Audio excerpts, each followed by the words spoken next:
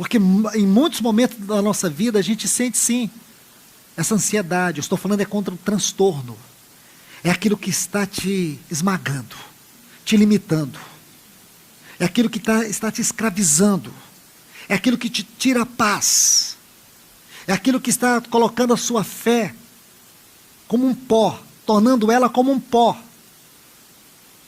É aquilo que está te deprimindo. É sobre isso que eu estou te falando. Então, quando você percebe a grandeza disso, irmãos, a grandeza da vida no Espírito, saber que a eternidade no nosso coração é o senso divino de comunhão de um Deus que anela estar conosco, anela nos habitar. Isso é muito importante. Quando você estuda a palavra de Deus, você vai vendo isso de uma maneira tão especial. Deixa eu colocar uma outra lição. Deus tem um interesse especial pelo nosso espírito. Deus anela pelo nosso espírito. O espírito é um lugar secreto dentro de cada um de nós. É um lugar profundo. É o nosso homem interior. É ali que Deus fala. É ali que Deus comunica. É ali que a sua face é revelada. Então é importante você saber que esses dois textos vão dizer justamente isso. Deus tem um profundo interesse pelo nosso espírito. Nós não podemos viver uma vida governada pelas faculdades da nossa alma. Não estou anulando a alma não, irmãos. A Bíblia não anula a alma. A alma estava presente lá no primeiro homem. Eu quero te falar que a alma estava presente na vida de Cristo. A mente, a vontade, a emoção estava presente na vida dele. Como está presente na vida de cada um de nós. É impossível que nós venhamos viver sem a vida da alma. O problema, irmãos, é quando nós nos tornamos almáticos. O problema é quando a nossa consciência não governa a nossa mente. É quando a intuição não governa a nossa vontade. É quando a comunhão não governa as nossas emoções. Consegue fazer a relação? Intuição, vontade. Vontade é a faculdade da alma. Intuição do espírito. Consciência governando a mente. Mente é a faculdade da alma. A comunhão governando as nossas emoções. Porque quando você vive a vida cristã emocional, você participa de um culto. Aí você se deleita nos cânticos. Deleita na palavra. Você fica tão feliz com tudo isso. Só que antes de você chegar na porta do seu carro, tudo está morto. Irmãos, nós não podemos permitir que a nossa vida se torne um cemitério das dádivas divinas. Compreende isso? Quantas mensagens estão sepultadas dentro de você? Quantas palavras libertadoras estão mortas dentro de você? O quanto da vida divina não flui de você? O quanto você já recebeu de milagres? E você fez dos milagres um fim neles mesmos e não um caminho de comunhão com Deus. Não é verdade? Quantas curas você já recebeu? E o que isso mudou? Tornou você o quê? Uma pessoa que só vive em torno de curas, de milagres? Ou do Senhor mesmo? Então, irmãos, por essa razão que eu digo que muitos de nós, nossa vida se tornou um cemitério das dádivas divinas. Isso não está certo, irmãos. Escute bem, Deus tem um profundo interesse pelo seu espírito. Deus tem um profundo interesse pelo seu espírito. Ele quer ter comunhão com você.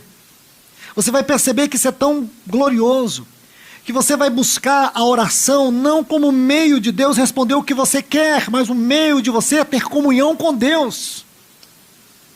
A oração não vai ser um meio de mudança de situações, mas um caminho de comunhão com Deus, um face a face com Deus. Isso é muito importante, irmãos. Aqui eu quero acrescentar um texto muito lindo.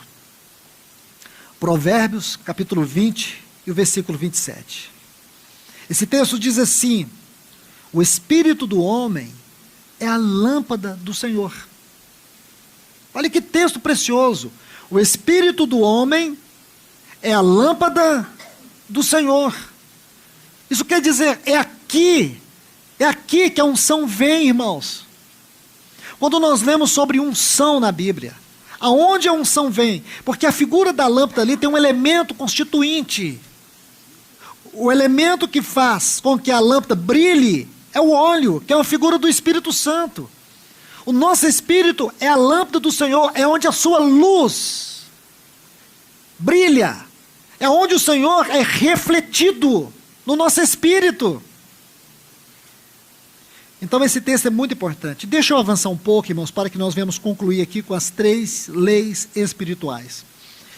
A terceira lição que eu quero colocar para os irmãos sobre esses 2 textos que lemos, Eclesiastes 3:11 e Zacarias 12:1, a terceira lição é essa. O espírito humano foi projetado divinamente para que o Espírito Santo pudesse habitá-lo eternamente. Porque lembre-se que o nosso Senhor Jesus disse que Ele viria para estar para sempre conosco, para nos habitar para sempre. Aqui eu quero colocar 2 porções de textos. A primeira está em Romanos capítulo 8, os versículos 9 e 10, que diz assim, preste atenção porque os textos, eles falam, não precisa nem fazer uma exposição bíblica deles, eles por si mesmos falam. Vós, porém, não estáis na carne, mas no Espírito, se, de fato, o Espírito de Deus habita em vós. Então esse se aqui, irmãos, ele precisa ser realçado. Se o Espírito de Deus, de fato, habita em vós. E se, olha outro se. Eu digo para vocês, irmãos, vocês podem não concordar comigo, mas estes pequenos pontos aqui são de extrema importância para a interpretação do texto. Essas 2 letrinhas aqui, essa palavra de 2 letrinhas, se, digo para vocês, é a chave para a interpretação destes 2 versículos. Se, entende? Aqui está a grande chave. Se alguém não tem o Espírito de Cristo, esse tal não é dele. Olha de novo, se. Por que, irmãos? Tanta insistência de Paulo, se. Se, porém, Cristo está em vós, o corpo, na verdade, está morto. Quando ele fala que vós, porém, não estáis na carne. Então a expressão corpo está ligado com essa frase. O corpo, quer dizer, a carne. O corpo, na verdade, está morto por causa do pecado. Mas o Espírito é vida por causa da justiça. Olha que paradoxo lindo, irmãos. O que quer dizer isto? Por um lado, o corpo está morto, a nossa carne, ela perdeu sua força. Se Cristo habita no nosso espírito, nós somos dele, ok? Se Cristo habita no nosso espírito, ou se o Espírito habita em nós, Cristo habita em nós. E se o Espírito e Cristo habitam em nós, nós somos dele. E se somos dele, a nossa carne, o que você ouve, o que você vê, porque são vias por onde o pecado entra, por onde pecados entram, pelos ouvidos, pelos olhos, pela boca, pelo nosso corpo, por suas sensações, prazer. É aqui, irmãos, que o pecado se manifesta. Mas se Cristo, se o Espírito e Cristo habitam no nosso espírito, então, meus irmãos, o que sinto, o que penso, o que quero, vai estar de acordo com a vida no espírito, e não de acordo com a minha carne. Certo? Uma ajuda para os irmãos é ler Gálatas capítulo 5, quando Paulo fala sobre as obras da carne. Então você vai entender melhor esse texto. Deixa-me colocar um outro texto, uma outra porção aqui. 1 Coríntios capítulo 3, versículo 16, é um texto que diz assim: Não sabeis, vós, que sois santuário, templo de Deus, e que o Espírito de Deus habita em vós. Então, escute, qual é a parte no meu ser que a Bíblia chama de santuário de Deus? O Espírito.